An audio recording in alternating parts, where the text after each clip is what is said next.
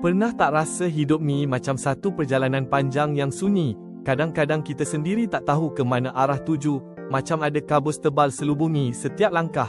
Tapi, percaya tak, sebenarnya ada satu kehadiran yang tak pernah tinggalkan kita, satu janji kasih yang setia, membimbing kita melalui setiap liku hidup, tak kira gelap atau terang.